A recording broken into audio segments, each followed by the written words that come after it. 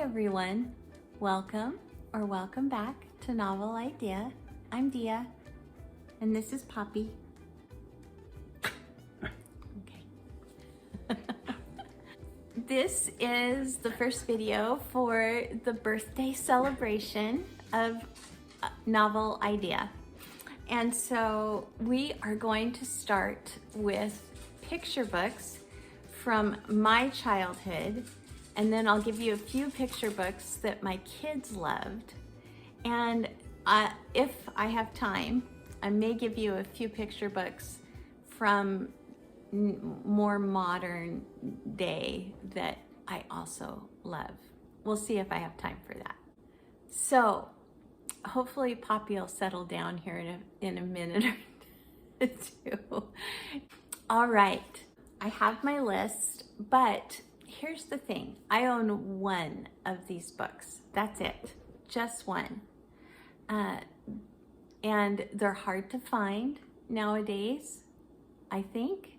But I do have pictures for all of them, so I will be putting those up so that you can see the books that I am talking about. So I'm going to start with the very first book that I can remember reading and reading and reading and reading, well, looking at as a child. So my first one is a book called Bunny Follows His Nose. And this book was a scratch and sniff. And so when he got to the roses, you would scratch a rose and you would sniff that. And when he got to a dill pickle, you would scratch it and you would sniff it. And what I remember most about it is just how fun it was to sniff the things that the bunny was sniffing. Next is a book that I will have. I don't have it yet, but I will have it because I have ordered it. I wanted to find the exact copy that I made my mom read over and over again. And it was The Three Bears. And it was this particular one. So this book is the one that I carried around with me. It was a little book. It was only like this and like this. And I just really clung to that book. It was given to me by a friend when I was hospitalized with spinal meningitis. And I think that because it was something that was read to me when I was in the hospital, it became kind of almost like a security blanket. And I had my mom read that to me so much. This was my goodnight moon. Next, I have Little Fur Family. I loved this little family. They were amazing. And the simplest little drawings, I think it might be Garth Williams that did the artwork for it. Wonderful, just so sweet. Okay, I grew up in the 70s. My early childhood was in the 70s.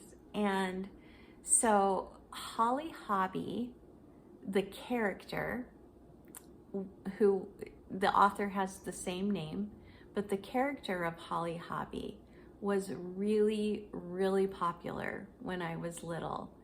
And I had Holly Hobbie nursery rhymes. And I also had Tasha Tudor's Mother Goose. They were very similar. And then I also had Tasha Tudor's Springs of Joy. So Tasha Tudor, I had her nursery rhymes and Springs of Joy, and they are all kind of in that rhyming scheme kind of thing. And the artwork to me was just so magical. Very much a watercolor aesthetic. They transported me. Elsa Beskow books. I had Around the Year, which was very similar to Springs of Joy by Tasha Tudor.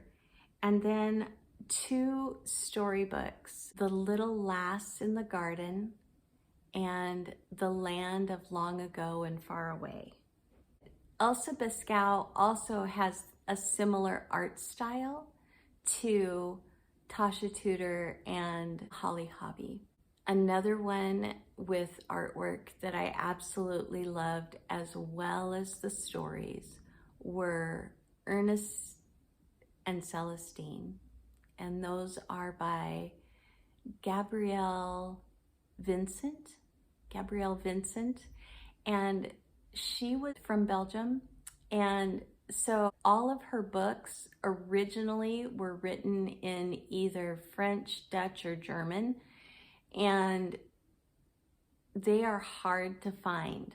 They're not in print any longer, at least not in the original format that they were in. And when I was reading them as a little girl, but they are about a bear and a mouse. They form a bond and a friendship, and it's just so beautiful. Ernest is a big bear, Celestine is a little mouse, and they just have adventures together, and they're just wonderful stories. Charlotte Zolotow, or Zolotow, another one, I'm not sure which it is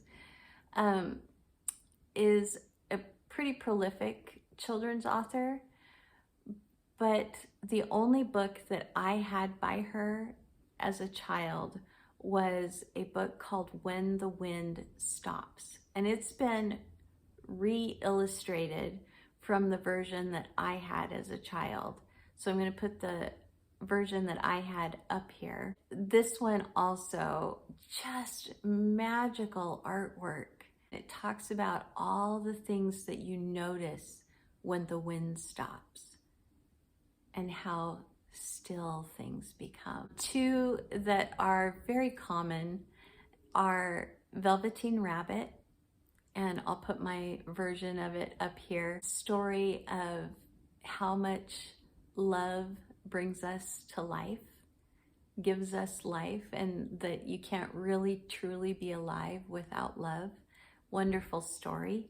And then Madeline was the other one. It's about an orphanage and a very precocious little orphan, the smallest of the orphans, which I related to. I'm very short, and so I related to Madeline on that level quite a lot.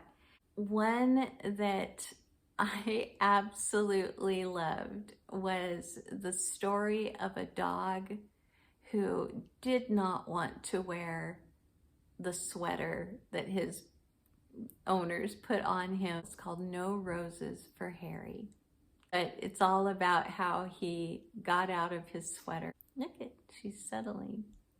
And then finally was Giant Jam Sandwich. This one I own. Giant Jam Sandwich is story and pictures by John Vernon Lord with verses by Janet Burroway. And it's all about this town that one late summer, September day, millions of wasps descend on the town, and they can't do anything outside. They end up just harried by these wasps. So they all come together to try to decide what to do. And you can tell by the title what they decide to do. But I'm not going to tell you anymore, because the way that this book is written is just absolutely delightful. It made me laugh so much. Okay, so that's it for my favorites. My kids, I actually asked them to send me some of their favorites. Beatrix Potter, I did not read as a little girl, believe it or not, but my kids liked certain ones more than others. So my kids' favorites were Mrs. Tiggywinkle, Tom Kitten, and Jeremy Fisher. All right, this is a board book of one of their favorites, but this isn't the one that they read as kids. So this is The Kissing Hand, but this is A Kissing Hand for Chester Raccoon. But The Kissing Hand is the book that they loved. And it is about a little raccoon that is going away from his mama for the first time. And she sends a kiss with him in his hand. She kisses the middle of his hand, and he gets to keep it and take it with him when he goes away. And then just look at his hand or press his hand to his cheek or whatever. It's adorable. This was my youngest daughter's Goodnight Moon, or my Three Bears book. This was hers. The Little Mouse, the Red Ripe Strawberry, and the Big Hungry Bear. This is by Dawn and Audrey Wood, and it's illustrated by Dawn Wood. I love these full page spreads like this. It's wonderful. Then Miss Rumphius. This is by Barbara Cooney, also illustrated by Barbara Cooney. And this reminds me a lot of the books that I loved in my childhood. The art style reminds me of it. And it's become one of my favorite books. I love this book. So this is all about Alice, who grows up helping her grandfather and living by the sea. And then she tells her grandfather one day that when she grows up, she too is going to go far away and have adventures and then come home to live by the sea. And he says, that's all very well, but you also need to do something to make the world a more beautiful place. And it's about how she does that. And it's wonderful.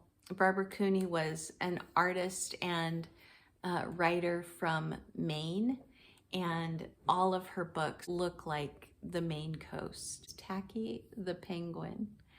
And this is all about being okay with not being part of the crowd and doing your own thing. And it's just fabulous. You can tell that Tacky's just okay with who he is. And then some others that I don't own and that I will put pictures up of. Muffy and the Mystery of the Stolen Eggs. And this is by Ethel Barrett. And when I was little, I had the tape and the book of Muffy.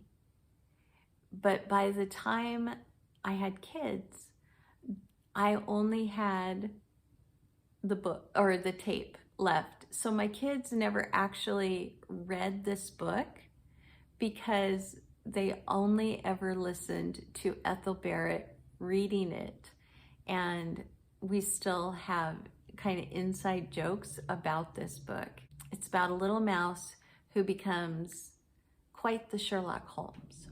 When my daughter was born, my youngest daughter was born, we bought a book for her that was called Two in a Pocket. And we didn't know that she was going to love it as much as she did, but she wasn't the only one that loved it. And it is about an unlikely friendship of a field mouse and a Jenny Wren.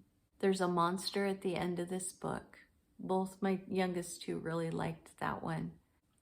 King Bidgood's Bathtub is by the same author and illustrator duo as The Big Hungry Bear.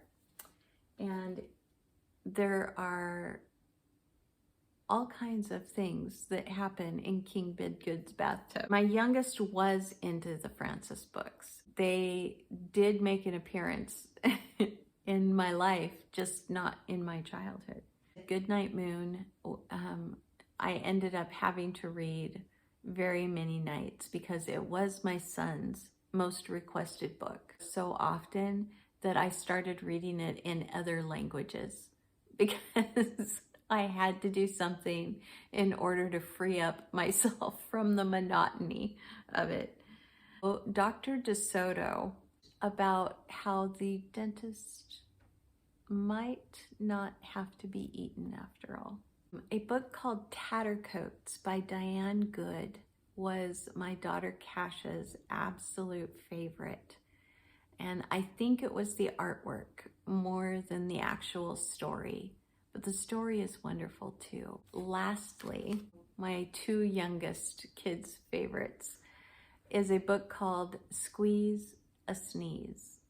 And it's a rhyme book, and it was one that we had a lot of giggles over, a lot of laughter, and just a fun book. So I'm gonna leave it there because I know this is gonna get too long if I don't. So maybe we'll do my favorite modern day picture books another time, but those are the ones from my childhood, from my children's childhood, that were favorites. So I hope you enjoyed that, and I will be back very soon with another list for you.